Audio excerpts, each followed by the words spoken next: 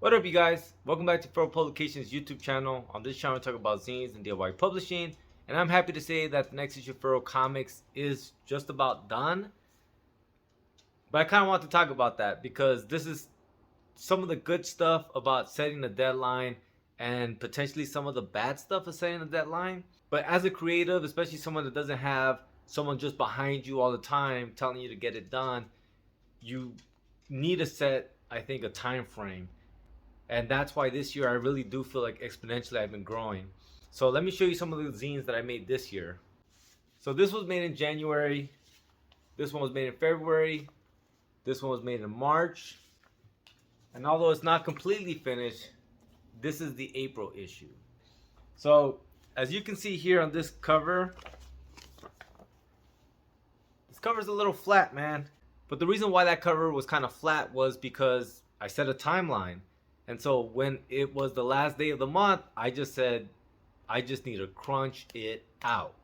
Now that helps me because I have been pushing them out, on a regular basis. And the idea is that, Furrow Comics is a place for me to really just experiment and play around with different ideas, concepts. Sometimes I'll focus on the layouts, like the last issue. Other times I might focus on the lettering, kind of like this issue. And if I don't set a time limit, what that does is it enables me, like I've done in the past, to take 3-4 months and to overthink and overanalyze what I'm doing and then decide like, nah, fuck it, never mind, I'm not even gonna publish that shit. By doing it this way and setting that timeline, I basically give myself the time frame, basically align myself the time and space to play, but then be like, okay, well, that's the end of that, and I'll go on to the next thing. Because if not, you could become overly obsessive about these things and just do and redo and overdo and so on and so forth. What I'm trying to get better at is focusing on the entirety of it. So not necessarily just one aspect, which is kind of what I have done in the past, but I'm getting more dialed in. And I think that is because of the healthy habit of setting that time frame of like one issue per month and then just go.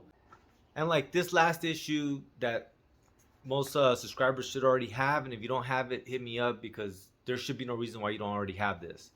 But I really want to work on kind of like that Rob Liefeld layouts. You know what? Let's go to the table real quick. All right, you guys. So here goes the January issue. This issue was really me just getting back into the groove of it. This was probably the first one that I had published in quite some time, actually. I think I hadn't published anything since the last one that was done right before the San Francisco Zine Fest. And I definitely wanted to start it off with my thoughts on the New Year's. This is what I came up with. And the other thing I want to do is also share kind of some of the stuff that I had been working on prior to kind of like my hiatus. And it was this comic strip idea that I tried to pitch to a local newspaper that they ultimately passed on.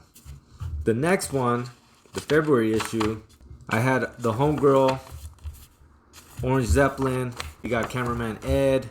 This is something that was seen on Scarf, and one by Carlos Mata, which really helped me because February is a short month, And then this cover was something that actually kind of came from my wife just walking by and seeing this drawing and was like, that needs to be the cover. And I said, all right.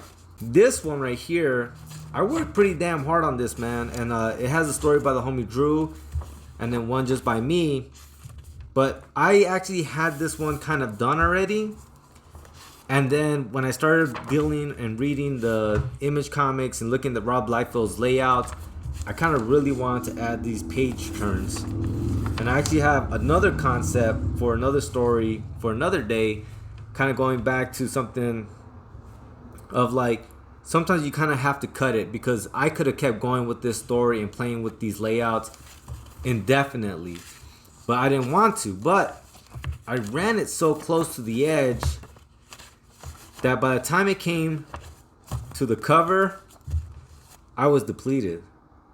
Now, nothing against these covers, but if you look at the rest of them, I think we can all agree that this cover is a little flat. So this issue is a little different in that I primarily wanted to spend some time on the cover so that the cover wouldn't be flat.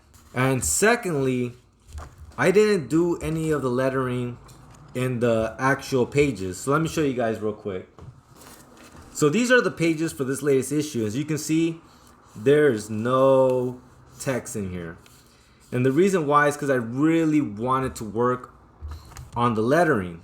And so this is some of the extras that I made because I've been lettering and relettering. So here goes some of it right here. Right, so this is what it was, and then here goes some of my lettering.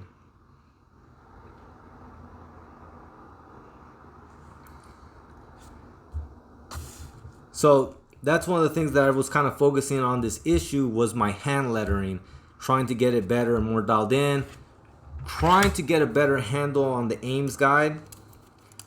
Normally, I do the lettering on the actual pages, but just like last time, I'm running it close to the edge, man. I'm running it to where it's almost that time where I need to just start printing this sucker. So I don't know how many more attempts at lettering I'm gonna have.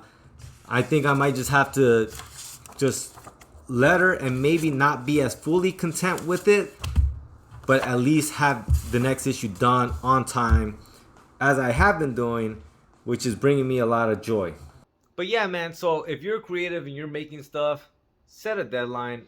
You know, there really is that pro of like really getting it done and affording yourself the time and space to play, but then also knowing when to cut it and just keep going to keep learning and progressing in other aspects of it. I'm sure that you'll come back to it later on. If it's something that really keeps bringing you back, you can always do the next iteration or the next attempt at that story or that layout or that text font or whatever it is you're trying to get to. Once again, what is the con? The con is that sometimes you know you could have done better at something, but you would have spent another 2, 3, 4 weeks. And that could be a hindrance because the more you stop and overanalyze stuff, the more you will potentially stop yourself from continuing forward. And the more you stop yourself from continuing forward and finishing certain projects and ideas, the more disheartened you'll become at what you're up to. And so that's just kind of my thoughts on it. I'm really happy with this latest issue. Can't wait to finish this lettering and get this printed tomorrow and start shipping these suckers out, man. All right, guys, as always, thank you so much for watching. Please like, share, and subscribe. And if you want to get an issue, want to get this latest issue or your subscription to the Furrow Comics Project, there will be a link in the show notes for you guys to peep that out.